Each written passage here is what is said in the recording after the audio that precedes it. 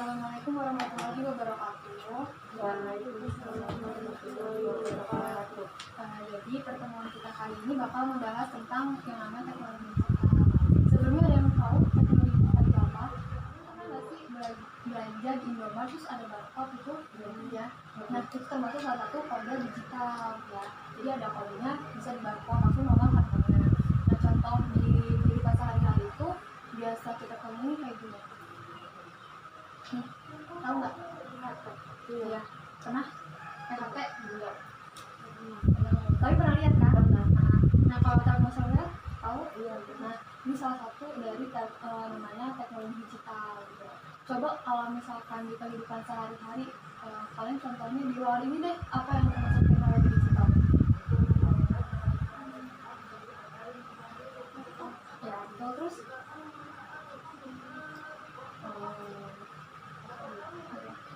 handphone ya. Jam? Kenapa bukan? Ya sih kurang jauh jangkauannya, Kurang jauh jangkauannya. bukan kayak laptop atau HP. Sebenarnya jam itu juga teknologi digital, cuman bentuknya berbeda. Kalian suka pakai jam tangan yang langsung nongol nggak? Misalkan 16, 19, 19, 20, itu baru dinamakan dengan teknologi digital, jam digital. Kalau jamnya kayak gini, yang dia masih ada angkanya, bisa buka, itu namanya jam analog. Terus Berarti kalau semua jam termasuk teknologi digital ya? enggak, karena kalau misalkan jamnya dia itu sebetulnya masih muter kayak gini, nah itu berarti dia masih pakai analog gitu. Karena kalau misalkan digital dia itu sebenarnya bentuknya tuh awalnya bilangan biner yang didigitalisasi untuk bisa menjadi sebuah kode. Nah kodenya itu kode digital nanti yang dibaca sama bilangan biner itu yang bakal menghasilin angka-angka yang bakal muncul. Nah kalau misalnya cara kerjanya ini kok dia bisa sih Telkomsel berarti sebetulnya teknologi digital? Dia pakai media apa sih bisa disebut teknologi digital? Kalian tahu nggak? Menurut cara kerjanya sistem digital itu yang tadi sudah dijelaskan ya, menggunakan kode dalam bentuk bilangan biner. Nah besaran nilai suatu sistem digital ini dibatasi dengan jumlah bit atau bandwidth. Jadi jumlah bit ini mempengaruhi nilai akurasi dari sistem kita. Jadi dari kode digital ini kita tuh cuma pakai dua angka 0 sama 1 gitu. Kalau 1 itu untuk on, kalau 0 itu untuk off. Jadi kalau misalkan dari sistem analog untuk diubah ke sistem digital, dia itu memerlukan digitalisasi. Nah, jadi teknologinya itu digitalisasi dulu, baru nanti kita munculin kode digitalnya, baru bisa dibaca oleh komputer. Nah, kalau sistem analog ini dia masih menggunakan gelombang, jadi masih menggunakan sinyal. Situs jejaring sosial itu contohnya kayak Facebook ya, Facebook, Twitter, kayak gitu kan yang biasa kalian mainin. Itu tuh muncul pertama kali tahun 97. Pertama kali itu sebenarnya muncul itu untuk yang namanya sistem sitdegress.com. Mulai muncul situs ini memiliki aplikasi untuk membuat profil, untuk menambah pertemanan sama kayak Facebook. Cuman dia tuh nggak bisa kalau Facebook kan bisa kayak inbox kayak gitu ya. Kalau ini cuma buat nambah-nambah teman. Nah nanti pada tahun 1999 hingga tahun 2000 itu tuh ada yang namanya situs sosial Lunarstorm. Sebenarnya ini tuh untuk apa ya, bisnis. Awal mulanya untuk bisnis sampai di tahun 2000 sampai 2004 ini tuh untuk bisnis, tapi dikembangkan lagi untuk bisa mengakses pertemanan.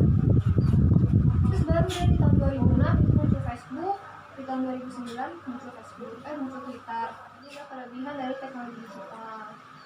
Kelebihannya itu yang pertama ada keutuhan data pada saat proses transmisi.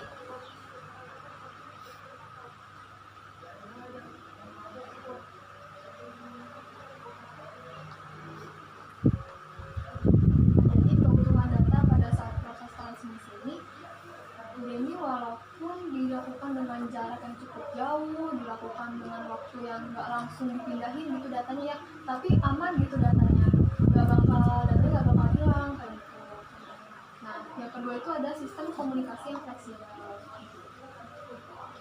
Biasanya kalian kalau misalkan mindahin film gitu kan biasanya ya itu pakai flash disk. Nah itu versi salah satu contoh yang bisa dikatakan dengan sistem komunikasi yang fleksibel. Karena kan kalau misalnya kita pakai flash di sini nih, datanya juga nggak akan hilang kan, tetap bisa nanti nontonnya bulan depan itu pasti datanya akan tetap di situ gitu kan. Yang ketiga, efisiensi biaya. Kenapa efisiensi biaya? Karena teknologi digital itu perawatannya nggak serumit dari teknologi analog gitu.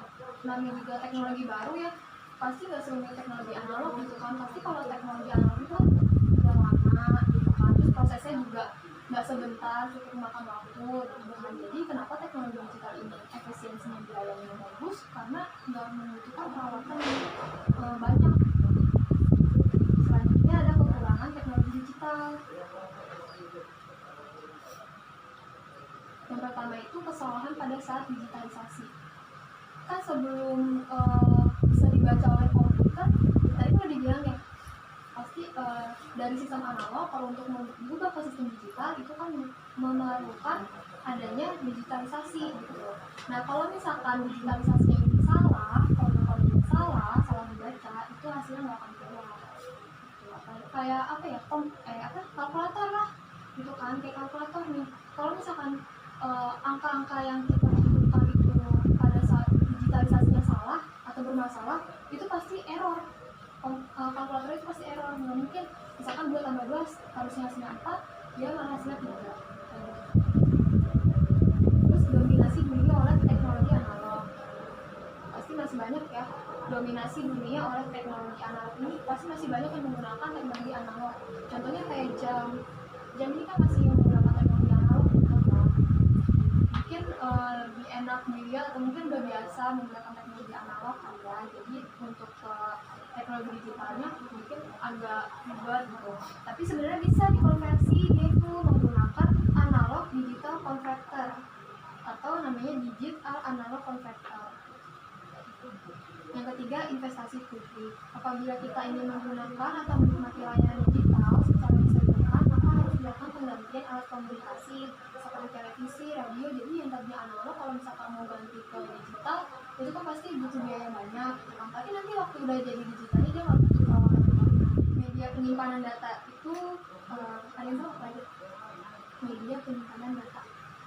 Biasa kalian mindahin laporan, contohnya tadi udah ada flash disk. Ada lagi nggak yang tahu contoh media penyimpanan data? Memori card. Flash disk ya itu. Terus pernah tahu zip drive? Nah, tahu kan bentuknya? Nah, itu juga salah satunya. Terus DVD, CD, nah itu juga salah satu media penyimpanan data. Ada transmisi data. Transmisi data merupakan proses untuk melakukan pengiriman data dari salah satu data ke penerimaan data menggunakan komputer atau media elektronik. Transmisi data ini untuk pertukaran si data tersebut dari si yang menerima, dari si pengirim ke yang menerima, jadi itu menggunakan sistem elektronik. Itu yang namanya transmisi data. Jadi transmisi data juga ada dua, namanya pakai sinyal analog sama sinyal digital. Kalau misalkan sinyal analog itu ya tadi ya disebutnya pakai gelombang. Kalau misalkan sinyal digital ya pakai gelombang biner 0 sama 1 tadi. Kemudian transmisi data. Jadi transmisi data ini ada berbagai macam proses atau alurnya untuk mengirimkan dari si pengirim ke penerima. Yang pertama itu media transmisi data. Nah, jadi contohnya itu untuk melakukan transmisi data diperlukan suatu media. Media ini sendiri mungkin beberapa macam, seperti kabel atau wireless. Kalau kabel itu kayak contohnya ini seperti kabel ini koaksial, serat optik. Kalau kabel ini kalian pernah nggak sih melihat di warnet ada kabel tuh banyak banget gitu. Terus nanti di ya ada penggabungnya jadi satu itu, dan itu disebut kabel pilih. Jadi kabelnya disusun jadi satu, nanti baru dicolok dari satu komputer, nanti dicolok lagi ke komputer lagi, dicolok lagi gitu, jadi kayak bercabang. Nah, kalau misalnya koaksial sendiri itu contohnya kayak kabelnya itu dia jadi terdiri dari 2 konduktor yang dimana angkanya dari selatnya.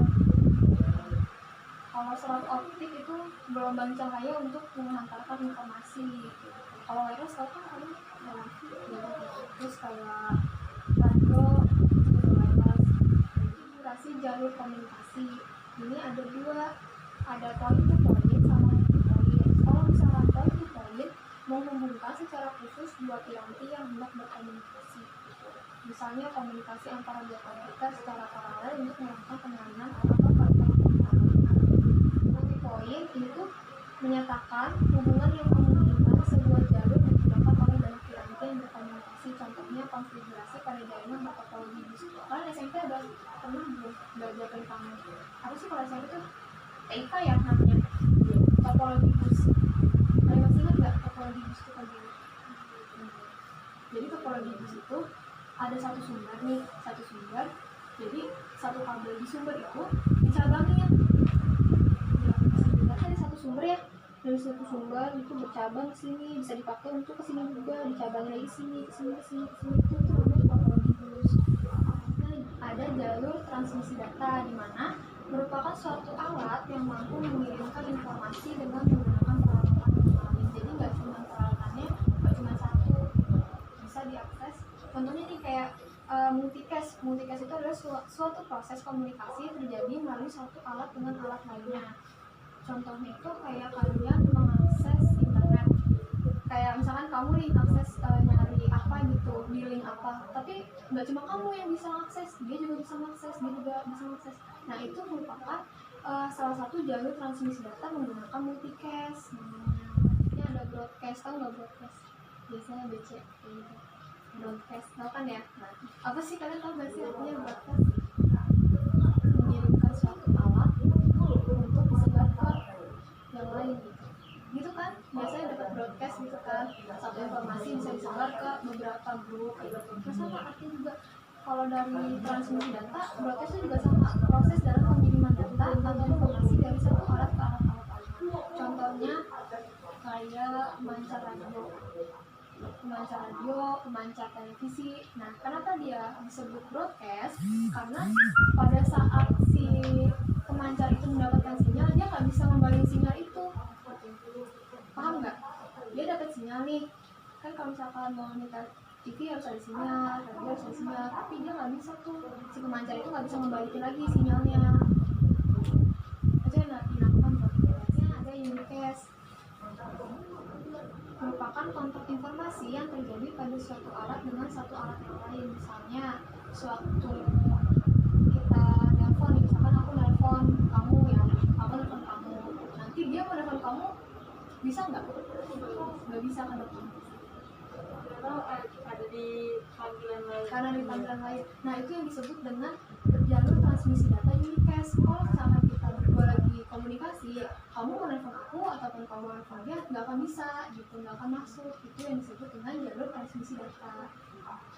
Ingat nggak tadi yang pertanyaan awal, menggunakan apa sih kalau misalnya apa sih? Udah tahu jawabannya? Menggunakan jalur ini transmisi data unicast. Jadi saat telepon seluler itu aku pakai telepon selulernya, aku nelfon kamu, dia nggak akan bisa ngehubungin kamu, nggak bisa ngehubungin aku gitu. Nah itu menggunakan jalur transmisi data unicast. Ada half duplex, menyatakan komunikasi antara dua piranti yang bisa dilakukan dua arah, namun tidak serentak ke hari yang sama. Contohnya tadi HT. Nah, pernah pakai HT kan? Kalau misalkan kita, karena itu mungkin dipakainya bareng-bareng ya. Jadi kalau misalnya kita mau ngomong gitu, jadi kita setiap orang itu yang megang HT pasti punya kode tersendiri kan. Jadi kalau misalnya ada yang ngomong, aduh nih kodenya buat siapa nih gitu, tapi yang nggak menerima kode itu juga masih bisa dengar, masih bisa komunikasi gitu kan. Nah itu menggunakan arah transmisi data half duplex. Terakhir ada aplikasi teknologi digital dalam berbagai bidang.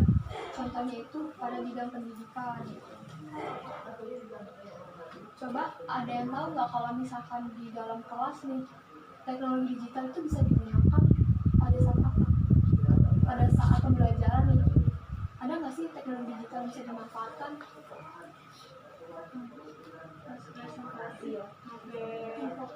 Nah, itu salah satu aplikasi dan kehidupan sehari-hari pada bidang pendidikan. Jadi waktu si gurunya mau bahan ajar ya, atau presentasi atau PPT itu kan pakai Infocus ya. Nah, Infocus itu yang disebut dengan teknologi digital. Ada bidang televisi yang tadi udah tahu ya, pemancar televisi contohnya untuk membantu siaran. Terus kalian bisa suka tahu nggak sih ada teks berjalan gitu? Iya. Nah itu juga kayak misalkan buat iklan ya, biasanya iklan atau enggak mungkin kayak acara berita ada yang lewat nama ini siapa gitu ya. Nah itu salah satu aplikasi digital gitu, itu udah berkembang banget, bisa nongolin teks gitu. Nah yang ketiga bidang advertising. Tahu kan advertising? Kayak kalian mau bikin spanduk, percetakan lah ya. Advertising itu banyak banget bidangnya, ada bidang percetakan, ada bidang kalau misalnya kalian mau, aduh saya mau bikin usaha nih, terus mau iklanin tapi nggak tahu konsepnya kayak apa. Nah itu kalian bisa apa sih, ngomong ke bidang advertisingnya untuk dicariin ide. Itu juga salah satu bidang advertising. Jadi bidang advertising itu banyak ya. Nah salah satunya yaitu tadi pembuatan spanduk, banner. Itu kalau misalnya kita pengen bikin spanduk, bikin banner, nah itu menggunakan teknologi digital gitu. Jadi si yang udah kita desain itu kan bisa di print ya, bisa di print itu menggunakan teknologi digital. Karena mungkin udah jelas, materinya juga udah cukup banget gitu. Jadi sampai sini aja pertemuan kali ini, hari ini. Kalau misalkan nantinya ada yang mau ditanya, boleh banget ditanya gitu. Kalau misalkan ada yang pelajaran misalkan yang nggak paham di sekolah, kalau misalkan bisa dibantu bakal dibantu gitu. Makasih sebelumnya udah